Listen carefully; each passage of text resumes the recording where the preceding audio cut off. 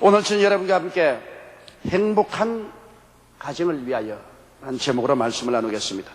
가정은 이 세상에서 가장 아름다운 곳입니다. 가정은 삭막한 사막에 숨겨져 있는 시원한 오아시스와 같습니다. 그곳에서 사람들은 참된 안식과 진실된 사랑과 위로와 동정과 마음의 상처가 치료를 받을 수 있는 처소인 것입니다. 행복한 가정이 많은 사회와 국가는 튼튼하고 강합니다. 가정이 불행하면 안식도 사랑도 위로도 그리고 마음의 동정도 상처의 치료도 받을 수 없게 되어버리고 맙니다. 가정을 잃은 사람은 사막에서 길을 잃은 것과 같아서 방황하다가 파탄에 이르고 맙니다. 그러면 어떻게 해야 행복한 가정을 만들 수가 있을 것입니까? 행복한 가정은 잡초가 자라도 우연히 다가오는 것은 결코 아닙니다. 꽃밭을 가꾸고 노력과 정성을 기울인 결과로 행복의 꽃을 피우게 될 수 있는 것입니다. 그러므로 오늘 행복한 가정을 이루기 위해서 우리가 해야 될 몇 가지 성경이 가르치는 사항을 여러분과 함께 깊이 생각해 보자 합니다. 첫째로 우리 가정을 불행하게 하는 요소를 우리가 생각해 봐야 됩니다. 무엇이 우리의 가정을 불행하게 만드는 것인가? 우리가 함께 가정에 살면서 어떠한 한 특정한 개인이 독재를 하고 외고집을 부리고 자기 뜻대로만 살겠다고 하면 이것이 독소가 되어서 가정을 불행하게 만들고 마는 것입니다. 가정은 부모, 부부, 자녀들이 함께 사는 곳입니다. 그 어느 누구 한 사람도 독재와 자기 주장만 하고 살아갈 수는 절대로 없는 처소인 것입니다. 서로 이해하고 동정하며 양보하고 타협하는 미덕이 있어야 되는 것입니다. 오늘날 이런 미덕이 사라지고 이기주의와 독선이 꽉 들어찬 가정이 되어가기 때문에 하루에 190상이 우리 한국에 이혼을 하고 있습니다. 연간 6만 3천 명의 미성년 자녀가 부모를 잃어버리고 고통을 당하고 있는 것입니다. 이것은 가정이 아니라 완전히 지옥인 것입니다. 그러므로 가정이 행복해지기 위해서는 넘치는 용서와 사랑과 인내가 있어야 하는 것입니다. 성경에는 에베소서 4장 26절로 27절에 분을 내어도 죄를 짓지 말며 해가 지도록 분을 품지 말고 마귀로 틈을 타지 못하게 하라. 우리가 세상에 살다면은 서로 이견이 충돌하고 일치하지 못하고 마음을 상하게 해주고 또 마음의 상처를 입을 수도 있습니다만 언제나 결심하고 해가 지기 전에 화해하고 풀어버려야 됩니다. 왜냐하면 성경 말씀에 해가 지면 마귀가 틈을 탄다는 것입니다. 그냥 우리가 서로 상처 입고 상처받은 것은 치유를 받을 수 있겠지만 마귀가 들어오면 구더기와 같아서 막 상처 입은 것을 파헤쳐 놓습니다. 그러므로 시간이 갈수록 더 악화되고 대화가 단절되고 파탄이 되게 됩니다. 그렇기 때문에 절대로 해지기 전에 우리들은 타협하고 회개하고 화합해야지. 해가 지도록 마음에 뽕하고 잡고 있으면 그때부터 이제는 마귀의 손아귀에 잡혀들어가는 것입니다. 그때부터는 무한정 마귀는 돌절하고 죽이고 멸망시키는 일을 하는 것입니다. 그렇기 때문에 여러분 결코 분을 내어도 죄를 짓지 말며 해가 지도록 분을 품지 말아서 마귀로 틈타지 못하게 하게 되시기를 주의 이름으로 축원합니다. 그리고 우리가 함께 살면은 서로가 서로를 소유화하고 도가 넘치는 애착을 갖지 말아야 됩니다. 우리가 모두 하나님의 것이지 사람의 종이 아닙니다. 그런데 남편이 아내를 자기 종으로 생각하고 또 아내가 남편을 자기 종으로 생각하고 부모는 자식을 자기 개인의 사유물, 소유물로 생각하고 자기 마음대로 하려고 하는 이러한 일들이 일어나면은 결코 함께 동거할 수가 없게 되는 것입니다. 우리 가장 중요한 문제는 서로가 서로를 소유화하고 도가 넘치는 애착을 가지는 것입니다. 이건 내 거다, 내 종이다, 내 소유물이다. 그러면 내 뜻대로 해라. 자연히 그렇게 되면 그 결과는 어떻게 됩니까? 상대를 하나님이 보내신 선물로 알고 내 소유물로 삼지 말아야 되겠는데 그렇지 않고 내 소유로 삼으니까 소유와 애착이 결국은 서로 불평을 가져오고 번뇌를 가져오고 질투와 시기, 원망, 불만을 일으키고 그 다음에는 상처투성이가 되고 파탄이 일어나게 되는 것입니다.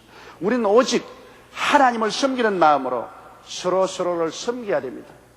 남편도 내 소유물이 아닙니다. 아내도 내 소유물이 아닙니다. 자식도 내 소유물이 아닙니다. 하나님의 것으로서 하나님이 일정한 기간 동안에 서로 같이 살려고 빌려준 상대인 것입니다.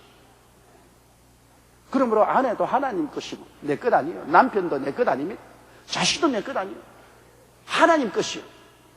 하나님이 빌려준 것이기 때문에 하나님을 섬기듯 그러한 마음으로 서로 양보하면서 사랑하고 섬겨야 되는 것입니다.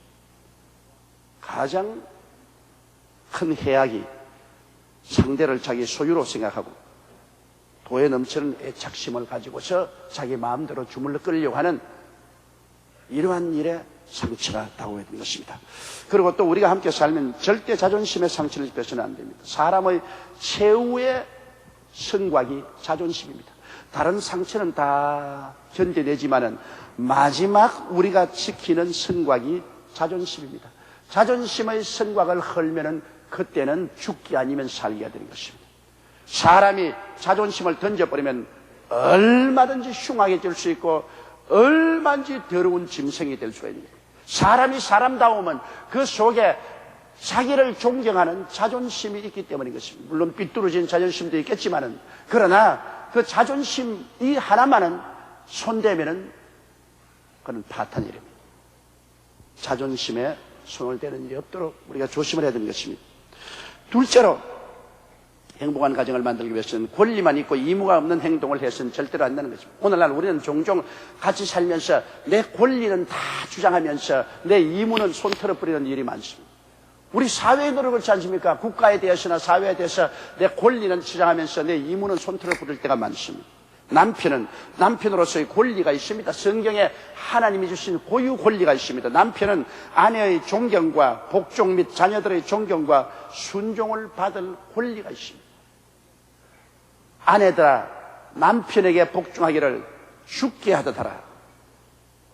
그건 굉장히 하나님께서 남편에게 큰 특권을 준 것입니다. 왜냐하면 먼저 아담이 시험을 받고 그 다음에 아담에서 하와가 나왔기 때문에 아담이 존경을 받는 것은 마땅한 일입니다. 이러므로 성경에는 아내들에게 남편을 존경하고 남편에게 복종하고 또 자녀들도 아버지를 존경하고 순종하랬습니다. 그러나 가정에서 남편이 그저 존경만 요구하고 순종과 복종만 요구하고 호령만 하는 난폭한 독재자가 되어서는 절대로 아닙니다. 그만큼 존경을 받는 만큼 자기가 해야 될 의무가 있습니다. 그럼 남편의 의무는 뭡니까? 내 아내 사랑하기를 제 몸같이 하고 자기 몸은 입히고 먹이고 쉬고 잘 돌보지 않습니다. 사람이 자기 몸만큼 관심을 가진 사람이 됐습니다. 그러므로 남편이 권리만 주장하지 말고 임으로서는 아내에 대한 절대적인 관심을 가지는 것입니다. 아내의 행복, 그 감정, 그 생활에 깊은 관심을 가지고 그게 도와주고 협조해주는 이러한 일을 할 의무가 있습니다. 또 자녀를 주안해서 훈도하며 가정의 삶을 책임지는 것입니다. 자녀들과 관계없이 그저 기숙사 생활로 아침 일찍 일어나서 나가버리고 저녁 늦게 들어오고 자식이 덜풀 자라시 내 던져버리는 이것은 아버지로서의 의무 상실입니다. 어떻게 하든 자녀를 주안해서 잘 훈도하고 교육해서 훌륭한 인격자로 길러내는 이거 아버지 책임이 있습니다. 그리고 가족들이 안심하고 살 수 있도록 이식주 문제를 해결하고 도와주는 이와 같은 책임을 다해야 됩니다. 이런 자기의 의무와 책임은 당하지 않고 자기 권리만 주장하는 이러한 폭군들이 많습니다. 그러므로 아내나 자녀들이 상처를 입고 마음속에 원한을 품고 있는 사람 많습니다. 일본의 통계를 보니까 나이 늙어 은퇴하면 부인들이 거의 과반수 이상이 남편하고 살지 않겠다는 것입니다. 젊을 때는 할 수 없이 억압을 당하고 살았지만 나이 늙어서 내가 종살이 할 건 뭐냐? 나이 늙어서 남편하고 안 산다. 이것이 그들의 주장입니다. 이것은 평소에 그 남편이 권리만 주장하고 의무를 다하지 않기 때문에 당연히 그가 당하는 보상인 것입니다. 에베소서 5장 25절로 28절 9절에 남편들아 아내 사랑하기를 그리스도께서 교회를 사랑하시고 위하여 자신을 주심같이 하라. 이와 같이 남편들도 자기 아내 사랑하기를 제 몸같이 할지니 자기 아내를 사랑하는 자는 자기를 사랑하는 것이라. 누구든지 언제든지 제 육체를 미워하지 않고 오직 양육하여 보호하기를 그리스도께서 교회를 보양함과 같이 하나니라고 말한 것입니다. 오늘날 부모가 너무 바쁘다고 해서 덜풀처럼 자식들을 내가 던져버린 사람 많은데 그러면 안 됩니다. 부모는 깊은 관심을 가지고 자녀를 사랑하고 또 보호해주고 또 자녀가 성장하고 발전하기 위해서 전력을 다하여 후원을 해주고 돌봐줘야 되는 거죠. 그러나 자녀는 또한 의무가 있어요. 부모를 공경하고 순종해야 됩니다. 모든 일에 부모하고 대항을 하고 부모의 말을 거역하고 저항하고 이렇게 하면은 자녀를 기를 수가 없습니다. 자녀는 사랑과 보호를 요구할 권한이 있지만은 또 부모를 공경하고 순종해야 되는 것입니다. 골로새서 3장 20절에 자녀들아 모든 일에 부모에게 순종하라. 이는 주 안에서 기쁘게 하는 것이라. 마태복음 15장 4절에 하나님이 이르셨을 때 내 부모를 공경하라 하시고 또 아비나 어미를 괴방하는 자는 반드시 죽으리라고 하셨던 말이죠. 하나님께서는 부모를 거역하는 자녀들에게는 사형을 선언하고 있습니다. 그렇기 때문에 자녀들은 부모 설하에 있을 동안엔 그 권리와 의무를 충실히 다해야만 되는 것입니다. 그럼 셋째로 이제 올바른 자녀 교육에 관해서 말씀을 해드리겠습니다. 여러분, 올바른 자녀 교육이란 얼마나 중요한지 몰라요. 자녀는 하나님이 주신 기업이기 때문에 자녀를 자기 탐욕을 이루는 도구로 삼아서는 안 되는 것입니다. 자녀를 제일 부모는 신앙을 가지고 길러서 신앙의 유산을 남겨줘야 되는 것입니다. 신명기 6장 5절로 7절에 너는 마음을 다하고 성품을 다하고 힘을 다하여 내 하나님 야훼를 사랑하라. 오늘날 내가 내게 명하는 이 말씀을 너는 마음에 새기고 내 자녀에게 부지런히 가르치며 이 말씀을 강론하라고 말한 것입니다. 신앙을 자본으로 남겨주는 것이 일생의 가장 큰 축복을 자녀들에게 나눠주는 것입니다. 그러고 난 다음 자녀들에게 윤리와 도덕적인 인간을 만들어내는 것입니다. 그저 돈만 벌면 된다. 지위와 명예만 얻으면 된다. 그러므로 거짓과 부패 무엇인지 괜찮다. 이렇게 하면 절대로 안 되는 것입니다.